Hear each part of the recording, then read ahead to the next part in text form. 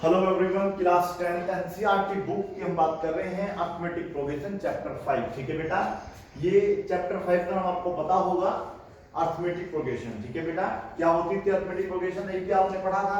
अगर आपको कोई भी टर्म इस तरीके से मिल जाता है और उसमें अगर सेम गैप है तो उसको हम लोग बेटा क्या कहते हैं, अर्थमेटिक प्रोग्रेशन कहते हैं। अब स्टेटमेंट टाइप क्वेश्चन क्या होते हैं, पहला पता कर लीजिए क्या ये आपकी अर्थमेटिक प्रोग्रेशन है या नहीं है। तो आप कहेंगे यस सर, क्योंकि सब में देखिएगा 4 का गैप आ रहा है ना, 4 का गैप है। तो इसमें आप देखिएगा इसका थर्ड टर्म कितना है, कितना बेटा 14 है। ठीक है, लिखिएगा। तो हमने लिखा find 20th term of the AP. हमें एपी का 20th टर्म निकालना है इफ इट्स थर्ड टर्म, अगर उसका थर्ड टर्म जो है कितना हो, थर्ड टर्म इज 14 एंड देखिएगा अब ये 18 है तो आगे क्या आएगा 22, उसके आगे क्या आएगा 26। तो ये कौन सा टर्म बैठेगा इसका 1 2 3 4 5 6 टर्म बैठेगा। एंड सिक्स्थ टर्म इज लिख दिया हमने 26। बस ये क्वेश्चन हमने बना दिया। स्टेटमेंट भी यहीं से बनते थे, वो क्वेश्चन इस टाइप से भी पूछा जा सकता है, उसको आपको स्टेटमेंट बना सकता है। लेकिन ये नहीं होता है कि स्टेटमेंट वाला क्वेश्चन आपका अलग टाइप का होगा, वो सेम यही टाइप होता है, बस वो आपको बता देता है कि भाई इसका जो है थर्ड टर्म इतना है, फोर्थ टर्म इतना, तो बताइए उसका कॉमन डिफरेंस क्या है, या उसका जो है मतलब 10th का टर्म क्या है, या उनका सम क्या है 10 टर्म का। तो उस तरीके से हमें निकालना है। देखिएगा जब आप क्वेश्चन करते रहेंगे तो आपको समझ में जरूर आ जाएगा। देखिए अभी हमें क्या निकालना है, पहले आप देखिए हमें फाइंड क्या करना है, फाइंड करना है 20th टर्म। ठीक है, चलो हम लिखते हैं यहाँ पे 20th टर्म, ये है हमारा 20th टर्म। अब मुझे आप एक और बताइए 20th टर्म का वैसे फॉर्मूला क्या होता है, जनरल आपको पता होगा a + 19d पढ़ा होगा आपने बेटा। अब हमें a की वैल्यू चाहिए और 19 की वैल्यू चाहिए, मतलब d की वैल्यू चाहिए। क्या हमारे पास यहाँ पर क्लियरली दिया है, क्या मेंशन है a और d की वैल्यूज क्या है, नहीं है। तो हमें मतलब समझ में आ जाना चाहिए, हमें इन टर्म का प्रयोग करके a और d का प्रयोग करना है, मतलब a और d की वैल्यू निकालनी है। तो देखिए कैसे करेंगे इस क्वेश्चन को। नंबर 1 पहले आपको क्या दिया बेटा, थर्ड टर्म। तो ये है आपका थर्ड टर्म की वैल्यू आपको दी हुई है 14, और वैसे थर्ड टर्म को क्या बोलते हैं a + 2d। क्या बोलते हैं बेटा, a + 2d। तो इसको ऐसा करिए, थोड़ा सा इधर ले लीजिएगा। Third term is equal to क्या लिखा बेटा आपने 14, वैल्यू क्या लिखेंगे इसकी a + 2d। वेरी गुड, 14, और यहां पर बन जाएगी इक्वेशन नंबर 1। समझ में आप लोगों को, इक्वेशन 1 बन गई। इसी प्रकार से आपको सिक्स्थ टर्म दिया हुआ है, पहले आप लिखेंगे सिक्स्थ टर्म, कोई भी हड़बड़ाहट जल्दबाजी नहीं होनी चाहिए, बिल्कुल इजी तरीके से कंफर्टेबल तरीके से क्वेश्चन करना है।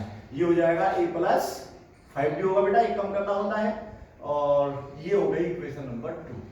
अब आप यहाँ पे आपने कभी एक देखिएगा चैप्टर 3 आपने पढ़ा था, है ना बेटा, लीनियर इक्वेशन इन 2 वेरिएबल्स। तो चैप्टर 3 में आप pair of linear equation in 2 variables, ये था चैप्टर का नाम। और उसमें आपको क्या था, x + y = 10, x - y = 8, और इस तरीके से हम सोल्व करके, है ना बेटा, सब्स्टिट्यूशन मेथड लगा के या एलिमिनेशन मेथड लगा के यहाँ पर x y की वैल्यू निकाल लिया करते थे।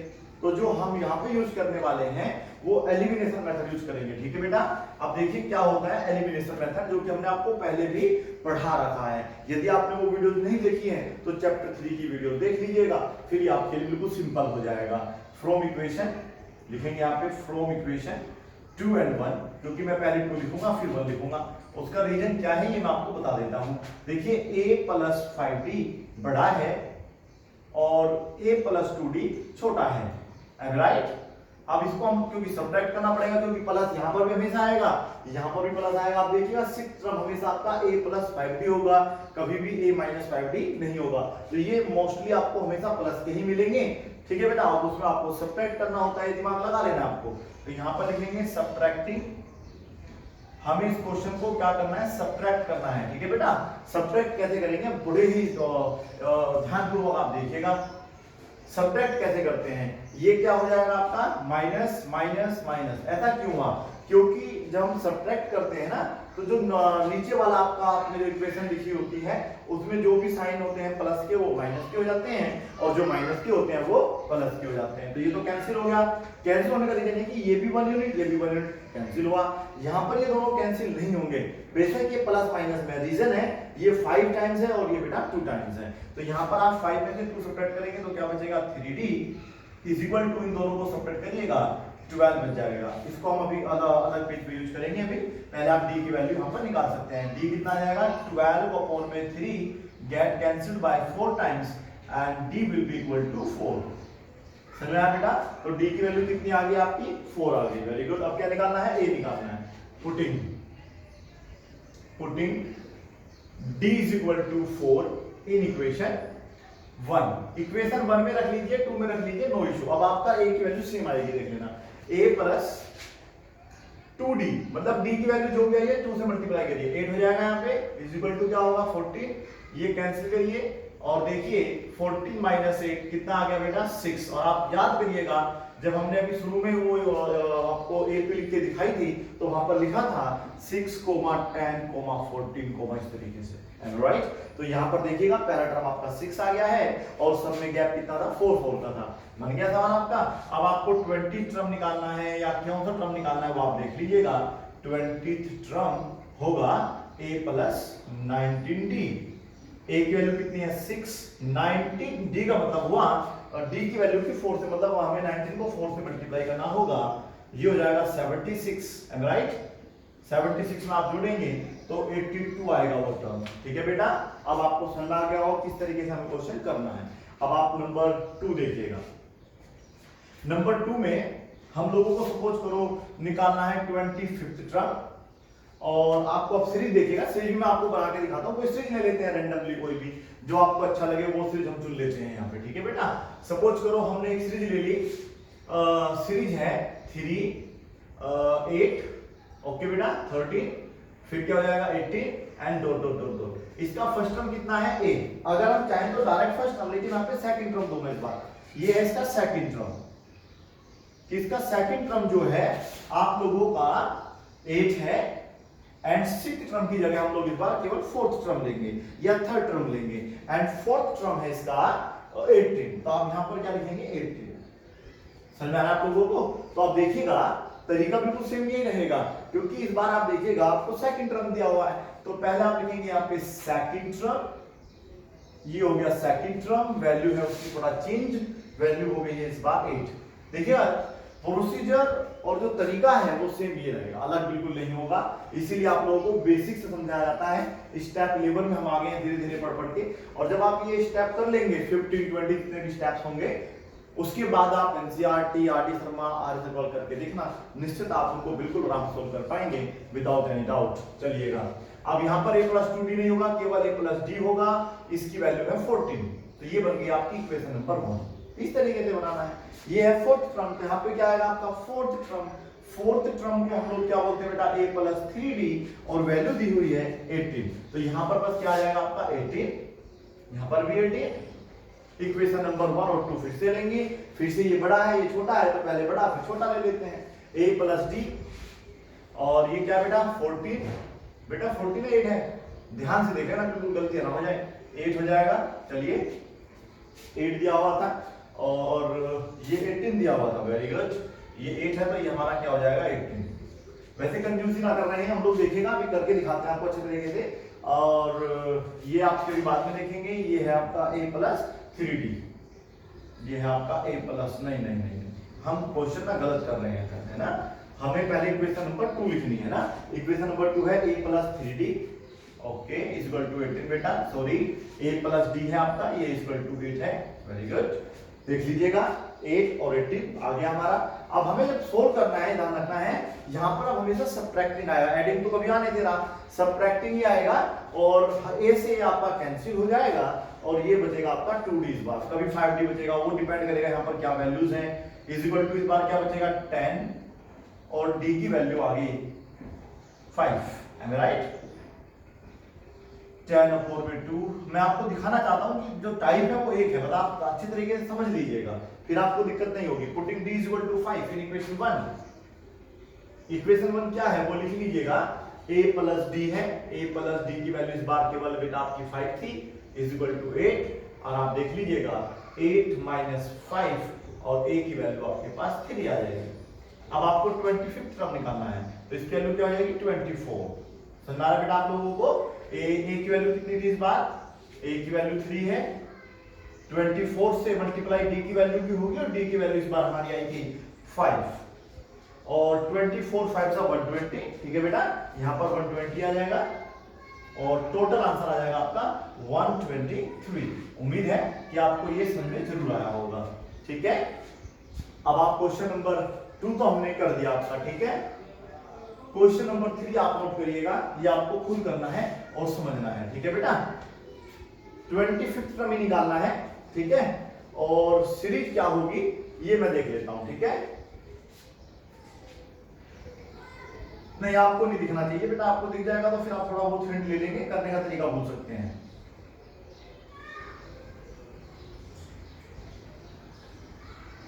यहां पर तो क्वेश्चन आपको बनाना ही पड़ेगा। सेकंड टर्म इसका 8 दिया हुआ है, और फोर्थ टर्म बेटा, फोर्थ ये क्वेश्चन कर रहे हैं, फोर्थ टर्म देखिएगा कितना होगा, 12 कर लीजिएगा इसको, 12। चलिए 12 करिए बेटा इसको, क्वेश्चन नंबर 3 आपका इस तरीके से हो जाएगा, ठीक है, नोट कर लीजिए इसे। अब आप फोर्थ देखिए, फोर्थ में क्या करना है आपको। फोर्थ में आपको निकालना है 36th टर्म, जहां पर आप लोगों को क्या टर्म दिए होंगे ये देखना होगा, ये वैल्यूज चेंज करनी होती है, बस इतना सा चेंज करना है, ठीक है बेटा। सेकंड टर्म की जगह इस बार हम कर देते हैं थर्ड टर्म,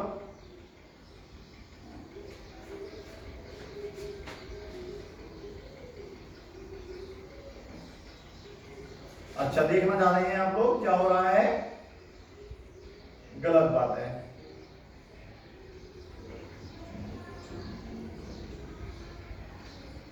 थर्ड टर्म इसका बेटा 18 होगा, यहां पर 18 होगा,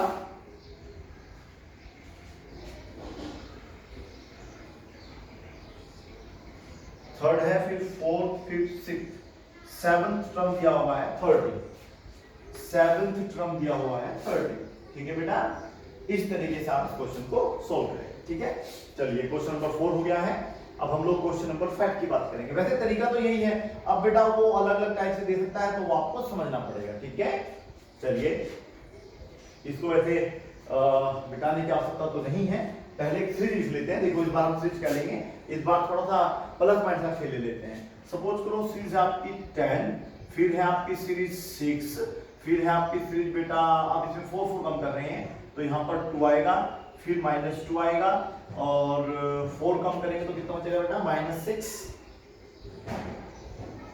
और माइनस का 10, माइनस का 40। इससे बनाते हैं क्वेश्चन, ठीक है बेटा। ऐसा कर लेते हैं, इसका थर्ड टर्म तो कर लेते हैं बेटा 2, थर्ड टर्म जरूरी नहीं थर्ड टर्म ही लेना, फोर्थ टर्म कर लीजिए इस बार आप, ऐसा करिए, जरूरी तो नहीं होता ना बेटा, सेकंड भी ले सकते हैं। फोर्थ टर्म हमने इसका ले लिया है सीरीज का -2, ये ध्यान रखना प्लस माइनस का, एंड सेवन टर्म इसका 1 2 3 4 5 6 7 टर्म ले लिया 14, और सेवन टर्म इसका हमने 14 लिया है। अच्छा माइनस का है तो माइनस साइन लगाना पड़ेगा, माइनस का 14 लिया, इसको सोल्व करिएगा। सेम तरीका तो वैसे यही रहेगा, खैर बदलेगा तो है नहीं, और तरीका मैंने आपको समझा ही दिया, और करने का तरीका बेटा ये है, आना चाहिए इस तरीके से। फोर्थ टर्म यहाँ पे हम लिखेंगे, तो ये यहाँ पे हटेगा और ये आएगा फोर्थ टर्म। फोर्थ टर्म की वैल्यू बता दीजिए फटाफट, ये है -2, -2 का ध्यान रखना है, a प्लस डी की जगह हो जाएगा a प्लस 3d, 8 के स्थान पे इस बार आ जाएगा -2। फोर्थ टर्म इस बार दिया नहीं है, दिया गया है सेवंथ टर्म, जब यहाँ पे 7 होगा तो यहाँ पर क्या होगा 6d होगा। वैल्यू इस बार -14 है, तो ये दोनों यहाँ से हटेंगे और वैल्यू जाएगी -14। इक्वेशन नंबर आप लोगों को देख लीजिए, ये थोड़ा बड़ा है, छोटा कोई फर्क नहीं पड़ रहा, माइनस प्लस आ चुका है, अब आपको माइनस प्लस करना आना चाहिए। जहां तक शेप था हमने आपको बताया, इक्वेशन 2 1 ले लो या 1 2 ले लो, बात एक ही पड़ेगी। a प्लस 3d = है बेटा -2, और हमें यहाँ लेना पड़ेगा बेटा पहले a प्लस 6d, क्योंकि हम इक्वेशन नंबर 2 पहले यूज कर रहे हैं, और फिर 3d लेके हमको यहाँ लिखना पड़ेगा -2। आप ध्यान से सुनिएगा, अब ऐसा करो, इतना कंफ्यूजन ठीक नहीं है, समझ लेते हैं। अब देखिए आपने लिख दिया है और ये तो 100% डन है, ए से कैंसिल ही होगा, हर बार आप देख लीजिएगा, आप सेकंड टर्म लो, थर्ड लो या 20 टर्म लो, 25 टर्म लो, हमेशा a plus 24, a plus 19, a plus 16 ही आता है। तो यहाँ पर आपको a से a कैंसिल हो जाना है, सब्ट्रैक्टिंग करेंगे तो ये माइनस, ये भी माइनस, लेकिन ये इस बार हो जाएगा प्लस, ये आपस में हो गए कैंसिल, 6 में से 3 सब्ट्रैक्ट होने पर बचेगा 3d, और यहाँ पर देखिएगा माइनस के 14 है, प्लस के 2 है, और जब भी प्लस माइनस आता है तो क्वेश्चन आपका सब्ट्रैक्ट होता है, वैल्यू माइनस में आएगी अगर माइनस का बड़ा है, प्लस में आएगी अगर प्लस का बड़ा। आप देख लीजिए माइनस साइन बड़े हुए हैं तो यहाँ पर माइनस का क्या बचेगा 12, ये इससे कैंसिल हो जाएगा। आप वे देखिएगा, तरीका देखिएगा, बिल्कुल सेम आप तरीके से क्वेश्चन कर रहे हैं। -4 ये आ गई आपकी डी की, -4 की जगह -2/3 4 कुछ भी आ सकता है, आप इस तरीके से सोल्व करिएगा, आंसर आपका सबका आएगा। Putting d is equal to -4 in equation 1। इस बात ध्यान से देखना, a प्लस, अब ये बेटा प्लस नहीं होगा माइनस हो जाएगा क्योंकि d की वैल्यू माइनस है ना बेटा, तो d की वैल्यू जब यहाँ -4 रखेंगे तो ये हो जाएगा -12, इतना तो बेटा समझना पड़ेगा। इज इक्वल टू है -2, ये -12 उधर जाके हो जाएगा प्लस, एम आई राइट, तो -2 प्लस 12 आपस में सोल्व करें, प्लस का 10 आएगा। क्या हमने जब सीरीज बनाई थी तो 10 लिखा था ना बेटा पहले, 10 फिर 6 -4 क्या था सबने, अब हमें क्या निकालना है इसका 36 टर्म। अरे नहीं, हम तो कह रहे हैं 36, क्या आप हमसे 360 का टर्म भी पूछ लो तो बता देंगे आपको, ठीक है बेटा। फिलहाल तो खैर 36 ही बताना है, ज्यादा आगे नहीं बढ़ना होता, क्वेश्चन पूरा बन जाता है। चलिए a की वैल्यू कितनी है 10, तो यहाँ पर आप 10 लिखेंगे, ओके, प्लस, और ये 35 है और इनटू में है बेटा माइनस का 4, ये जब आप इसकी मल्टीप्लाई करेंगे तो 140 हो जाएगा, माइनस का नहीं होगा बेटा, दिमाग लगा लीजिएगा, और जब ये दोनों आपस में सोल्व किए जाएंगे तो -137 बचेगा, ओके बेटा। और आप देखिएगा वैल्यू जो ना आप किस तरीके से आ रही थी, देखने पर चेक कर लेना, मुझे लगा क्वेश्चन थोड़ा सा गलत है, क्योंकि a की वैल्यू 10 रखनी थी ना बेटा, ये 3 कहां से आ गया, बड़ी जल्दी 3 आ जाता है यार, तो ये 130 आएगा आंसर। सॉरी बेटा, देखिए कैसे मैं समझा रहा हूं, डाउट कैसे होता है कभी, हमने बताया था 10 6 2 -2 फिर माइनस का 6 माइनस का 10, इस तरीके से जा रही थी। तो इसमें आप देखिएगा जब वैल्यू आप आगे जा रहे हैं तो 36 टर्म जो पड़ेगा वो काफी आगे जाके पड़ेगा, ठीक है बेटा। अभी आपका 14 इसी तरीके से 50 ऐसे करके आएगा, और जब 36 टर्म की आप बात करेंगे तो वहां पर आपको -130 मिलेगा, ठीक है, नोट कर लीजिएगा इसको भी। अब हम लोग क्वेश्चन नंबर 6 की बात करेंगे, ठीक है बेटा। इस बार ऐसा करते हैं, सीरीज आपके सामने बना के दिखाते हैं, ठीक है, आपको भी डाउट नहीं रहेगा। ये है 1, ये है -5, पहले आप बताइए क्या मतलब इसमें हमने ऐड किया माइनस किया, अब +1 में कुछ अगर ऐड करते तो वैल्यू प्लस में आनी चाहिए थी, माइनस की कहते आई, तो हम यहाँ पे कुछ सब्ट्रैक्ट किया है, सब्ट्रैक्ट किया 5 किया है, नहीं सब्ट्रैक्ट किया होगा 6, क्योंकि जब +1 में से -6 जाते हैं तभी आपका -5 बचता है, प्लस माइनस आपको जरूर होना चाहिए, ठीक है बेटा। तो माइनस यानी कि हमने -6 कम किया है, फिर -6 कम करेंगे तो 11 हो जाएगा, फिर -6 करेंगे तो 17 हो जाएगा, 23 हो जाएगा, इस तरीके से। तो इसका हम सेकंड टर्म आपको अगर बताएं तो इसका सेकंड टर्म बेटा -5 है, -5 है। और अगर हम इसकी बात करते हैं फिफ्थ टर्म की तो ये है फिफ्थ टर्म -23। अब आप सोल्व कर लीजिएगा और बताइएगा कि इसका जो आप लोगों का आंसर है 36 टर्म का वो क्या आ रहा है। क्वेश्चन नंबर 6 बीसी के साथ समाप्त हो जाता है। 7 देखिएगा, अब देखो तरीका तो यही है, ठीक है, the way is in front of you and now you have to study hard. Let's see what is the example number 7 here. Example number 7 जो होगा ये आपका सपोज करो 14th टर्म निकालना है, और यहाँ पर एक सीरीज दी हुई है आप लोगों को, ये सीरीज है 6 8, ओहो इतनी छोटी सी हो गई, 3 12 21 9 ऐड कर रहे हैं, ठीक है बेटा। तो इसका सेकंड टर्म कितना हो गया 12, और इसका 6 टर्म निकाल के बताइएगा मुझे कितना होगा, 9 ऐड करिए इसमें 30 39, फिर क्या हो जाएगा बेटा, चलो 5th टर्म ही ले लेते हैं 39, तो अब तरीका तो सेम ही रहने वाला है ना बेटा। चलिए इस तरीके से क्वेश्चन नंबर 7 में आप लोग सॉल्व कर सकते हैं। उम्मीद है आपको इस टाइप के क्वेश्चन समझ में आए होंगे। जब हम लोग क्वेश्चन करेंगे एनसीईआरटी बुक से तो आपको जो भी टफ है, हार्ड लेवल है, वो हम देख लेंगे। हार्ड लेवल टफ लेवल कुछ नहीं होता है, ठीक है बेटा, ये सब डिपेंड करता है कि आपको प्रोसीजर पता है जिससे वो सॉल्व होने वाला है बस। अगर नहीं पता तो इजी क्वेश्चन भी आपको हार्ड लगेगा, और अगर पता है तो हार्ड क्वेश्चन भी आपको इजी लगेगा, क्योंकि प्रैक्टिस आपको ना परफेक्ट कर देती है करते करते। उतार लीजिएगा। Thank you so much.